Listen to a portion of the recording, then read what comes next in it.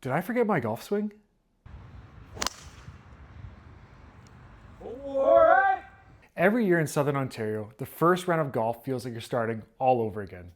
1 minute your striping drives down the center of the fairway in October, and 4 months later, you're standing on the first tee box wondering, do I even remember how to swing a golf club? If you're a high handicap golfer like me, your offseason is filled with questions like, can I actually get better this year? Is my slice alive and well? Will I remember all those tips I learned from Rick Shields over the winter break? And the biggest question of all, can I finally beat my brother-in-law, Tony? That one might be personal for me, but if any of these sound familiar, you're in the right place. Today, I'm going to walk you through exactly how I'm preparing for this golf season as a high handicap golfer so we can start this year with confidence and hopefully with a lower score as well. So let's get into it. The first thing I'm doing this season is setting realistic goals. High handicap golfers get into trouble when we say things like, this year I'm going to shoot in the 80s. Look, maybe someday that's a possibility, but improvement in golf usually comes with small, consistent gains. For me, my goals this year look like breaking 100 more consistently, playing bogey golf instead of forcing for par, and most importantly, keeping the ball at play at all costs. These goals might not sound too flashy, but here's the truth. If you can drop your handicap by 3 to 5 strokes, that's a massive improvement. Realistic goals keep us motivated instead of being frustrated with our game. The second thing I'm focusing on this year is my short game, because this is where high handicap golfers lose the most strokes.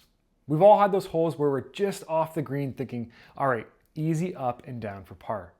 And then suddenly it turns into a chip, another chip, 2 putts, and somehow we're walking away with a double bogey. We don't need to hit 200 yards to get better. We don't even need to have a perfect swing.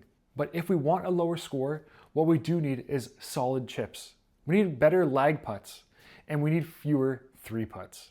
I learned this lesson the hard way with a buddy of mine while golfing in Muskoka.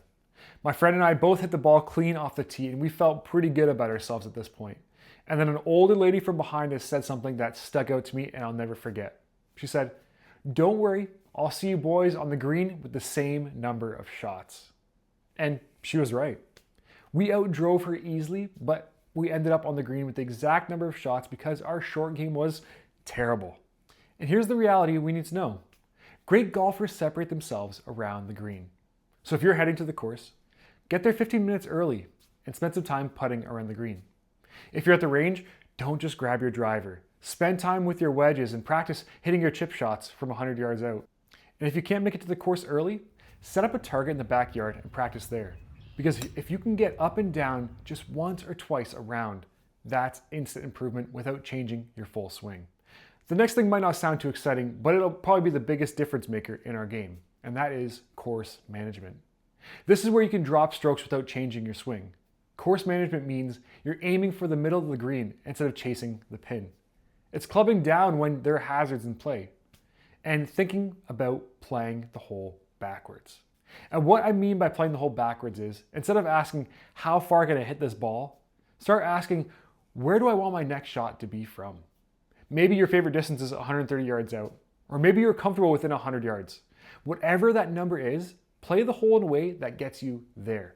Sometimes that can mean hitting your 3-wood or hybrid instead of your driver, and that's okay because smart golf beats aggressive golf almost every time. And lastly, the most important thing of all, have fun. Most of us aren't trying to become professional golfers. We play because it's challenging. We play because it gets us outside. And honestly, it's just a great time to be out with the boys. But one thing that really helps improve is tracking your progress. Download an app like 18 Birdies, and instead of just writing down your scores, track things like your fairway hits, putts around the green, and penalty strokes. These numbers tell you where your game actually is improving. It allows you to celebrate the small wins, and it allows you to compare your round week after week with yourself, opposed to comparing to scratch golfers on YouTube. Just focus on your game and getting a little bit better each and every round. So if you're a high handicap golfer getting ready for the season, just remember this. You don't need to completely rebuild your golf swing. Small improvements add up fast. Better short game, better decisions, smarter decisions, realistic goals. Do those things and your scores will come down. And who knows, maybe this year you'll finally beat Tony. If this video helped you out at all, hit the like button, subscribe for more golf content, and let me know in the comments what's one part of your game that you're going to focus on this season. Maybe it's driver, short game, or maybe it's just keeping track of the numbers to see what actually makes a difference. Thanks for watching. We'll see you next time.